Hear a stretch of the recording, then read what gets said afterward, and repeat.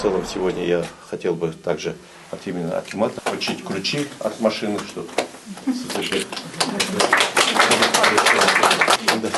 балаларымыз аман сау болсын. Это для нас долгожданное и очень важное событие. Спасибо за вашу инициативу. Я еще раз хотел сказать, это наша обязанность на национальном Курултае. В этом году глава государства как раз именно и обратил внимание на детей с особыми потребностями, создать все условия им. Қаржыландыру мәселесін күрделі жөндеу жасауды біз енді өзіміз жасадық. Здесь будут сделаны все условия. Кроме того, здесь будет центр оказания консультаций родителям. Толыққанды өмір сүруіне, толыққанды тәрбие, білім алуына бәрі қажеттілік жасаймыз. Я думаю, это только начало. Пределов совершенства нету. Мир меняется. Каждый человек с любыми потребностями найдет свое место в обществе, будет полноценным членом общества. Сегодня у нас открывается центр по поддержке детей с аутизмом. Цель нашего центра – это социализация, адаптация и коммуникация. Привить навыки самообслуживания детям, чтобы они умели коммуницировать с людьми,